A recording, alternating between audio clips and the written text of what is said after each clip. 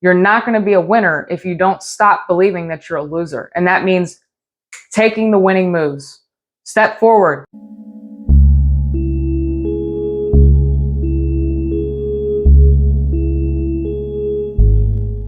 Hey everyone, what's going on? Welcome to today's video. I'm Val Mason. Thank you for being here. If this video has found you today, it definitely means that you needed to stick around. I received a comment on one of my recent videos from someone who I believe is either a twin flame or a higher self counterpart. And their comment was so low, so whiny, so mopey. And they said, "It's been years. I feel like giving up.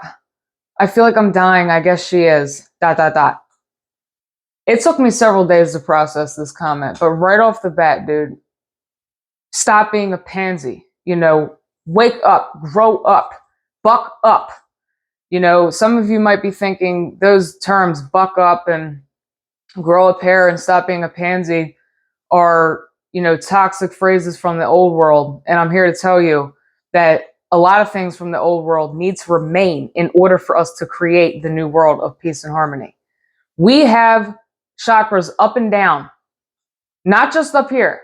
When we hear the terms peace and love and harmony, those words get cycled throughout the collective. And especially in a time right now when we want to avoid and run from our problems because we feel like we shouldn't be facing them, because we feel like we shouldn't have these issues and these troubles, and we try to avoid them and we try to run from them like children, like little baby children. Okay, when we have people like that processing the words love, peace, and harmony, it gets very diluted and very distorted from what it actually means. In order to actually truly, spiritually, mystically, energetically, and divinely keep the peace and harmony, you have to be rooted down here. You have to step up. You have to ruck shit. You have to stand your ground and speak your truth and know when to go to battle.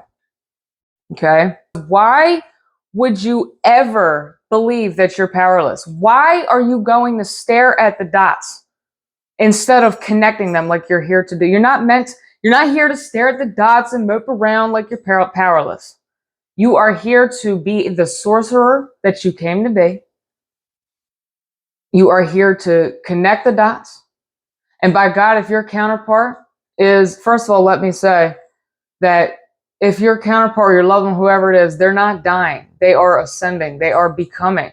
They're becoming more of who they are, and more of who they've always been. But of course, this is something that we must work for, that we must fight for and know how to fight for. We understand that, if you're someone who is going through helping your counterpart or your spouse transition, you realize that you don't need to smother them. You don't need to, scramble and scratch at the wall to help them and protect them and keep them safe. That right there off the bat is a sign that you don't trust yourself. Okay. And if you don't trust yourself, you don't trust the universe. You don't trust yourself, you don't trust them. If you trust yourself and you know the divine perfection and capability that we all have, you know that your counterpart is just fine, that they receive everything that they need before they transition. Nothing more, nothing less, no sooner, no later. So, but yet if we're called to help someone transition, you have to be in alignment in your chakras to do this, okay? And this is why I want to tell you to stop being a pansy and to buck up and to get out there and take action and overcome fear. Why are you letting fear bully you around in your own personal life to begin with, aside from your counterpart or your twin flame? What are you doing letting fear bully you around? You need to stand up and you need to get out there. Whatever it is that you're afraid to do, whatever it is that causes you fear. If you find fear standing out under the sky full of stars in the middle of the night, then that's what you need to do right now. You need to get out there and do that. And you need to start making peace. And you need to start facing your demons. Because all of life is one with you.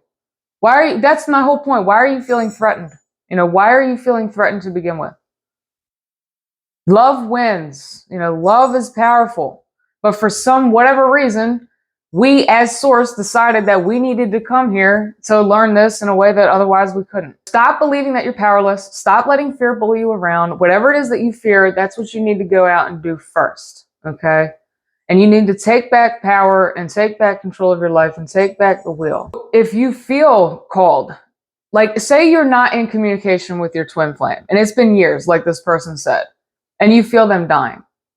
Number one, if you knew in your heart of hearts that you weren't meant to help them transition, that this is something that they needed to do themselves, if you knew that, that means that you are confident, and therefore you would never have commented on my post, whining and complaining like you're a lost little puppy and don't know what to do. Stop feeling lost. You feel lost as the opportunity to put your foot down and step up and say, I am found. We're never as lost or as found as we think we are. But that is the purpose for feeling lost and I don't know what to do and da da da da. That's why it's so like, get over it, stand your ground, put your foot down and step forward and do what you're called to do. If you're not called to help them, you would never have commented. However, if you feel there's something within that you're totally not at peace with, perhaps this is helping you. It is helping you. This is design. Everything is interconnected. The yin and the yang, as above, so below, as within, so without. That is the most natural order of this universe, of creation in general. That's the way of the Tao, is the yin and the yang. So you're never ever only helping them. You're helping yourself. They're never ever only doing this for them. They're doing this for you. So that leads me to say, if you are called to help them transition in any way, you will know once you're in alignment with all of your chakras, once you've stepped up and stood your ground and begin to flow, you know when to act and when to let go. You know when to take action and when to fall back and trust. And you listen to that intuitive inner guidance on when to act on both. You're flowing. That's called flow state. But if you're not online in all of your chakras and present in your body, you're all going to be all off kilter. You're going to be out of whack. Your relationships are going to be out of whack. You're going to be out of whack in your life direction. You're not going to know your fear is going to overtake you. So then what happens is you do what you're called to do. If you're called to go out under the stars and use your voice to create different frequencies associated with different chakras and different emotions, and you're praying to the stars, and you are sending your heart to theirs instantaneously so that they can receive this energy blessing. And you're out here communing with the stars, sweeping a path, paving a way for them in which they can transition more smoothly. If you feel called to do that, then that's what you need to do. But of course, you have to ride the waves with them because you're connected with them. So there's going to be cycles and waves of fear, salvation, bliss, pain, so on and so forth. We begin to realize that everything's interconnected. Every blessed thing, even this reality, is interconnected with the higher realms because it's a simulation projected from the higher realms. We really don't know. We don't know how. We don't know what, and not really quite even why. But we do start to realize during spiritual awakening and Kundalini awakening that everything does make sense in this Taoist kind of Buddhist perspective, the unity consciousness, the God consciousness. It's like fear is diminished. We realize the archetypal symbolism of things. The frequency of cancer, and that in our body is a reflection of what our beliefs have been, but it isn't who we are. It spiritually awakening and Kundalini awakening, and especially if someone is transitioning from their body, they're ascending into the higher realms. I think naturally a lot of the time we start to realize and understand a little bit more than what we had, of really the truth of what this reality has been and the lessons that we're here to learn and have been taught, and everything just on a cosmic level, aligning with the stars and just kind of makes a little bit more sense, which is great, But as I was saying earlier, fear is inevitable, right? Fear and suffering is inevitable, but there definitely is a formula in which you can suffer less. You know, Thich Nhat Hanh said, if you know how to suffer, you suffer much less. And what that means is just accepting that suffering is a part of this experience, that it's a part of the third dimensional reality and the lessons that we've come to learn.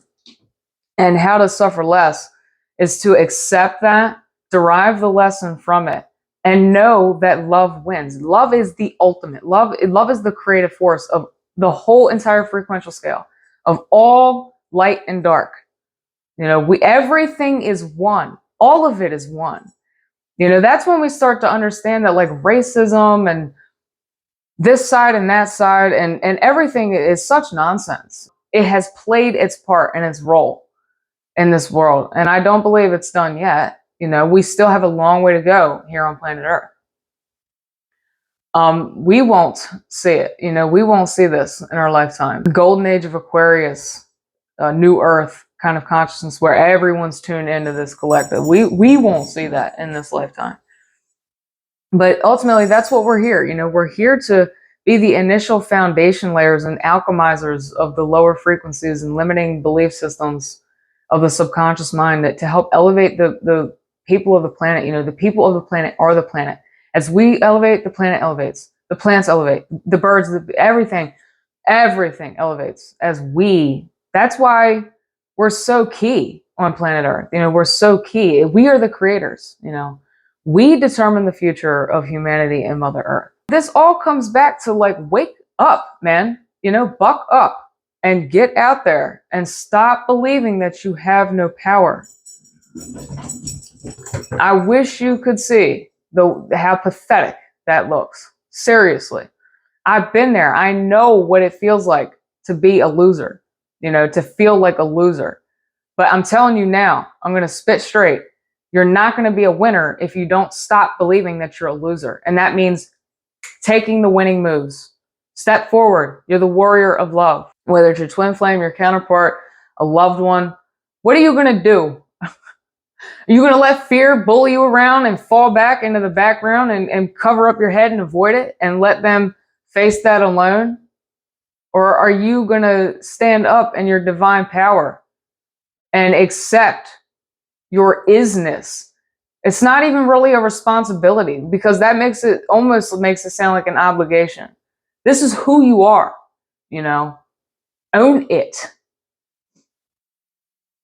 And for anyone listening to this struggling with confidence and feeling like they don't have their place in this world and not knowing how to show up for the world, the best advice I can give you for change, for making change, is nothing changes if nothing changes. That means you got to get out and you got to start from somewhere. You got to start from scratch. You got to make the moves.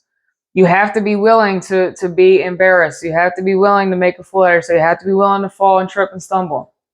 How can you get there if you don't fall and trip and stumble in the first place? You have to fall and trip and stumble so the next time you approach that root in the ground, you're going to step over it and you're not going to trip over it. We know this. I don't need to explain this to you for you to understand it. I don't need to spell anything out. You have everything that you need already within you. The problem is you're not taking the action. You're not honoring yourself. You're not believing in yourself. You're allowing that unworthiness to keep you down. Get off of your social media.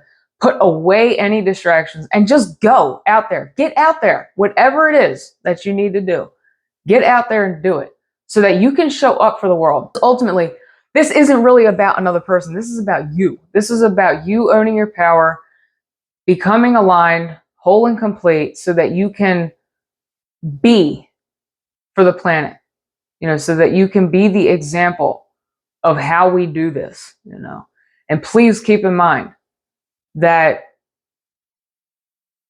whatever collective idea of what peace and harmony, I'm going to be straight up with you. Like, I appreciate people like Thich Nhat Hanh. You know, I mean, I just mentioned him and other people that have retreated to the jungle, you know, and just sit on mats and kind of just are super zen and chill 24/7. But I'm going to tell you right now, that's a extremely, extremely small percentage of humanity. Most likely, a lot of them aren't even meant to be there, but that's what they're doing because that's what they feel is quote unquote right. or what they need to be. That's the way to be an ascended master.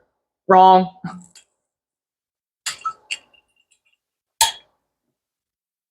I want you to study the yin and the yang symbol. I mean, I really want you to sit down with it, and I want you to read it. I want you to read all about it, look at it, take it in, breathe it in, become it. What does that mean? Because I guarantee you, when you do this, you're going to start realizing things that you are going to realize you haven't been remembering, but that you will remember once you realize them, about who you're meant to be in life, and how the cyclical nature of creation. You know, knowing when to be a raging storm and knowing when to be the eye of the storm. Knowing when to take action and knowing when to let go and just be and just trust. Knowing when to create and knowing when to reflect and replenish. This is the flow of life in general. This is not a seasonal thing. This is not this is the way of nature. Look at, speaking of seasons, look at how the earth breathes with breath and rhythm, the death and birth of seasons, and the rise and fall of tides. How can we be like nature? Nature is the teacher. Nature is the medicine. Nature is the way. Be like nature. Allow yourself to flow. Harmonize in your chakras. Stop believing that you have no power. Stand up, stand your ground, and do what needs to be done in order to help pave the way for yourself, your twin flame or your counterpart, and all of humanity. You're here to be a leader. You're here to own your power, not to mope around.